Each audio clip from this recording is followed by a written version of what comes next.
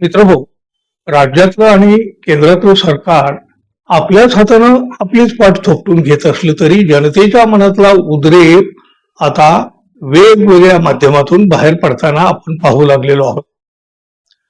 तरुणाई आक्रोश करीत रस्त्यावर उतरलेली आहे आणि मोदी सरकारला झुकावं लागलेलं आहे. आणि याच पार्श्वभूमीवर आज उद्धव ठाकरे शिवसेनेचं मुखपत्र असलेल्या सामनानं एक जोरदार तोफ डागलेली आहे. सामनाच्या आजच्या अग्रलेखामध्ये म्हटलंय, भारतीय तरुणांच्या असंतोषाचा स्फोट झाला, त्या स्फोटात मोदी सरकार पूर्ण हादरून गेलं. केंद्रीय शिक्षण मंत्री धर्मेंद्र प्रधान हे त्या स्फोटाचे पहिले बळी ठरले.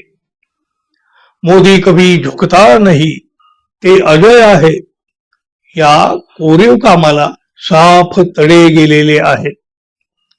30-35 दिवस जंतर मंतरवर विद्यार्थ्यांचं जोरदार आंदोलन सुरू होतं. अभिजित दीपकेनं अमेरिकेतून येऊन कॉक्रोच जनता पार्टीची स्थापना केली. नीट परीक्षांच्या पेपर फुटीवरून आवाज उठवला, त्या ठिणगीचं रूपांतर वणव्यात झालं. सोनम वांगचुक यांनी सुरू केलेल्या उपोषणानं त्या वणव्यामध्ये नैतिकतेची समिधा पडली. या झुरळापुढं काय वाकायचं, ही मोदी सरकारची पहिल्यापासूनची भूमिका होती.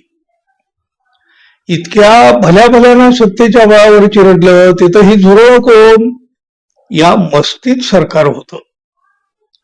झुरळावर पोलिसांनी दंडुके चालवली, बंदुका रोखल्या, पण झुरळांनी जंतर मंतर सोडलं नाही. धर्मेंद्र प्रधान यांना बाजूला ठेवून तरुणांनी पंतप्रधान मोदींना लक्ष करायला सुरुवात केली, तेव्हा मोदी यांनी शिक्षण मंत्र्यांचा राजीनामा घेऊन स्वतःची खुर्ची तुर्तास वाचवण्याचा प्रयत्न केला. प्रधान यांच्या राजीनाम्याचा प्रश्नच येत नाही असं शेवटपर्यंत सांगितलं गेलं. एनडीए मध्ये राजीनामा घेण्याची पद्धतच नाही अशी अहंकारी भाषा राजनाथ सिंह यांच्यासारखे मंत्री करीत राहिले. पण शेवटी सरकारनं प्रधानाचा राजीनामा घेतला. प्रधान यांनी राजीनामा पत्रामध्ये म्हटलंय की 10 दिवसातील घडामोडीने आपण अत्यंत व्यथित झालेलो आहोत. जंतर मंतरवरील परिस्थितीचा गैरफायदा देशविरोधी शक्तीने घेऊ नये.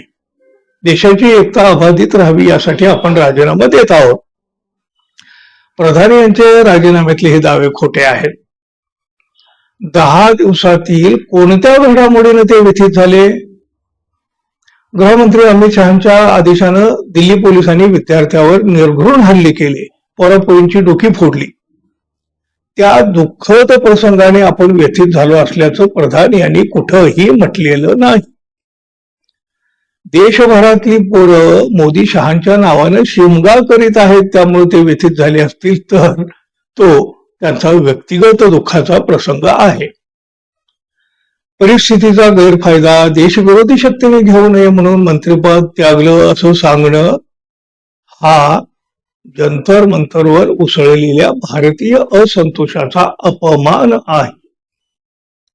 कोणत्या देशविरोधी शक्ती त्यांना जंतर मंतरवर किंवा देशभरातील आंदोलनामध्ये दिसल्या?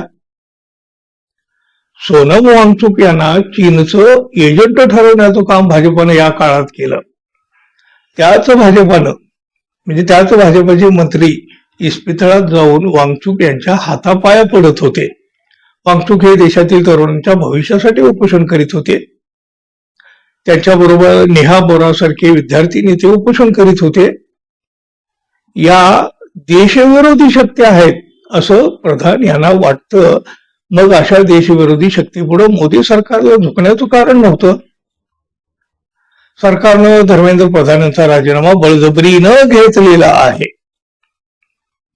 आणि शेवटी ते म्हणतात, देशाची एकता अबाधित राहावी म्हणून मी खुर्ची सोडत आहे. प्रधान यांच्या राजीनाम्याचा आणि राष्ट्रीय एकतेचा संबंध नाही. नीट पेपर फुटीमुळे 20 मुला-मुलींनी आत्मबलिदान केलं. त्या बलिदानातून असंतोष भडकला, ते शेकोटला. प्रधान यांना हे माहिती नसेल तर ते शिक्षण मंत्री पदास कधीच लायक नव्हते, हेच खरं. मोदी, शहा आणि त्यांचं सरकार जंतर मंतरवर एक चेष्टेचा विषय ठरलं. 35 दिवस जंतर मंतरवर मोदी आणि त्यांच्या सरकारची पूर्ण वेळ चमकी सुरू होती. तरुणांच्या कल्पकतेला आणि डिजिटल तंत्रज्ञानाला धुमारे फुटलेले होते. भारतीय जनता पक्षाच्या IT सेलला जवळजवळ टाळेच लागलेले आहे. जंतर मंतरवरील आंदोलनाचं हे एक मोठं फलित आहे. सरकार आता पेपर फुटी विरोधात एक नवं विधेयक घेऊन येत आहे. पेपर फोडणाऱ्यांना 10 वर्ष तुरुंगवास आणि 10 कोटीचा दंड ठोठावणारा हा कायदा तसा जुनाचा आहे. फक्त दंड आणि शिक्षेच्या आकड्यात बदल केला. हे बिल म्हणजे विद्यार्थी आणि पालकांना मूर्ख बनवण्याचा धंदा आहे. अमित शहा यांनी विद्यार्थ्यावर लाठीमार करण्याचे आदेश दिले, प्रसंगी गोळ्या चालवा असेही आदेश होते. त्यामुळं अमित शहानाही मोकळं सोडता येणार नाही आणि जंतर मंतरवरील अमानुष कृत्याबद्दल पंतप्रधान मोदी यांना देशाची माफी मागावीच लागेल. धर्मेंद्र प्रधान गेले म्हणून विषय संपला असं होणार नाही. बडा प्रधान आणि त्यांचा कारभार देशाला घातक आहे. अमित शहा सारखे हस्तक रक्तपिपासू आहेत. असंतोषाचा भडका त्यांच्या विरोधातही होईल.